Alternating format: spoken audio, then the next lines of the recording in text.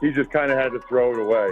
It's kind of remarkable how little he looks out there, by the way, but I guess we kind of knew that. But, I mean, it was bootleg after bootleg, but the Eagles seemed pretty prepared for that. And so he would boot out, and there'd be nobody there, and he would just kind of chuck it. And there were a decent amount of incompletions that I saw. However, his accuracy, as you and I have talked about, has struggled. Today he threw some really good balls, and he also had some misses. Dillon Gabriel, who was expected to step up as the backup, is failing to deliver. His calculated attempt to keep Sanders off the field is rapidly crumbling. Gabriel, under immense pressure, has struggled to handle the heat from the Eagles' defense. In fact, his performance has been a disaster, with 4 sacks out of 5 attempts. His chances to shine have been completely wiped out. But here's where it gets interesting. Despite Gabriel's struggles, Browns head coach Kevin Stefanski has still chosen him to take the second spot in training, putting him ahead of Shedeur Sanders. This move comes amidst rumors of an alleged injury to Sanders, but it's clear that Sanders is feeling the pressure. Will Gabriel rise to the challenge, or will the mounting tension create even more problems for the Browns? Let's dive in. Like a lot of bootlegs, and a lot of bootlegs where nobody was really open, and he just kind of had to throw it away. In an off-camera joint training session with the Eagles, Dillon Gabriel's performance was far from impressive, and Ross was the one to break the news. According to Tucker, Shedeur Sanders, despite all the preseason hype, appeared smaller than anticipated. Under pressure from the defense, he struggled to maintain control of the ball, and his size seemed to limit his ability to make accurate throws. On top of that, the running backs couldn't find any momentum either. The takeaway is clear. Sanders still has a lot to prove if he's going to secure his place as the solution for the Browns.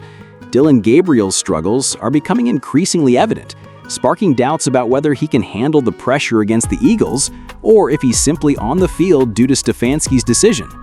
While it's still early to draw a final conclusion, the signs aren't looking good.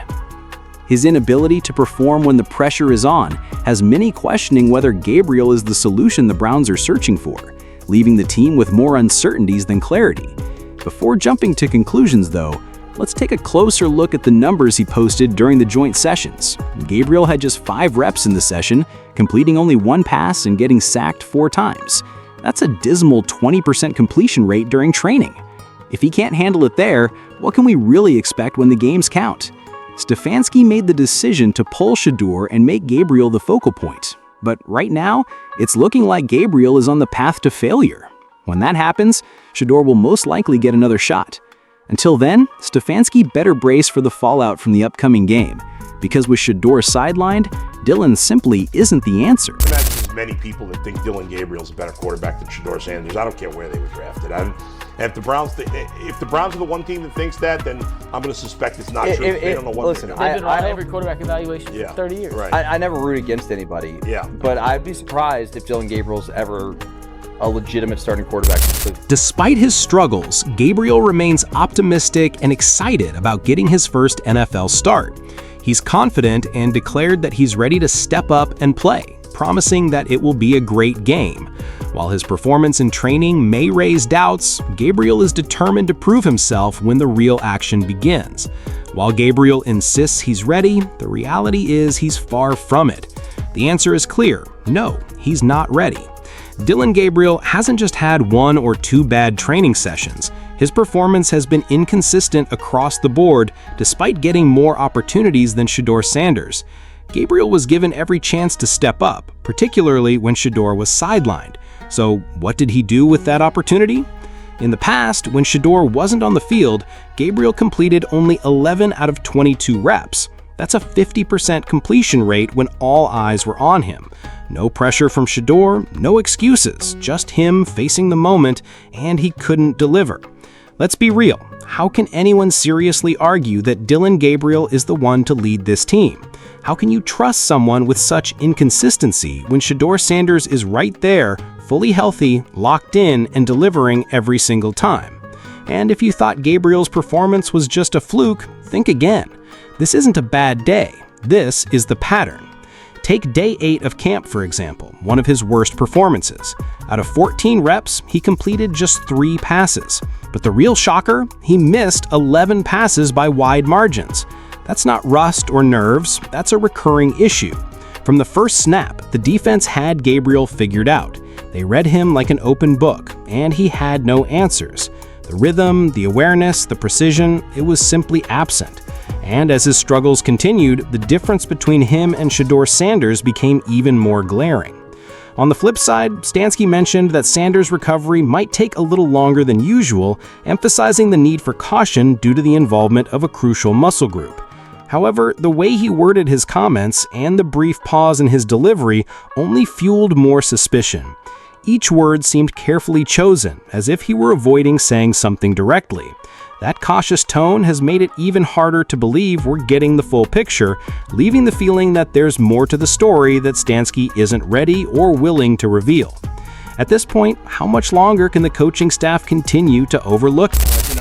If it's a right guard, you can play for that. When it's quarterback, you kind of need that muscle to throw. So unfortunately, I'm going to put him down for a little bit here. We'll treat it day to day and see how he responds. But I want to be smart because he's a thrower, so you can't push that. For Stephen A., this wasn't just a football decision. It was politics at its finest. He argued that the timing couldn't possibly be a coincidence, with ownership subtly influencing the narrative, while Stansky played the role of the public spokesperson. This had little to do with health or competition anymore. It was all about control, making sure Shedeur's momentum never reached a point where they'd have to make a difficult choice. The result? A calculated move that left fans questioning the motives, critics fuming, and Stephen A. convinced that the real story was right there for everyone to see. While Dillon struggled to find his rhythm, Shedeur's presence only made the offense look stronger. The gap between them wasn't just noticeable, it became impossible to ignore. Every throw, every drill, every rep from Dillon only serves to build the case against him. At this point, how much longer can the coaching staff turn a blind eye to this? In conclusion, the pressure is mounting for Dillon Gabriel, and it's becoming harder to ignore his consistent struggles. Despite being given more than enough opportunities, especially with Shedeur Sanders sidelined, Gabriel's performance has been marked by inconsistency, missed throws, and a lack of composure under pressure. His 50% completion rate during training, combined with disastrous outings like day 8 of camp, where he missed 11 passes, reveals a disturbing pattern. It's clear that the defense has figured him out, and he's failing to adapt. Meanwhile, Shedeur Sanders has been a beacon of stability and talent, continuing to show what a leader can do when locked in. His ability to perform under pressure, combined with his natural skill, sets a clear contrast between him and Gabriel. As the Browns face more intense scrutiny, the question arises, can Gabriel truly be the answer, or is he simply another player who can't rise to the occasion? For the coaching staff, the clock is ticking. With Shedeur getting healthy and ready, and Gabriel continuing to falter, the decision becomes increasingly difficult to avoid. While Gabriel might still have time to prove himself, the signs aren't looking good. The team cannot afford to waste another season waiting for a player to find his form, especially when there's a clear alternative in Shedeur Sanders. As we look toward the upcoming game, one thing is for sure, the pressure is on, and the Browns need a quarterback who can deliver. Time will tell if Gabriel can turn things around, but for now, it seems like the gap between him and Shedeur is just too wide to ignore. So, what do you think? Can Dillon Gabriel still turn things around and prove he's the right choice for the Browns? Or is his inconsistency too much to overcome? With Shedeur Sanders looking sharp and ready to take over, do you think the coaching staff should stick with Gabriel? Or is it time for a change? How long can they afford to wait for Gabriel to rise to the occasion?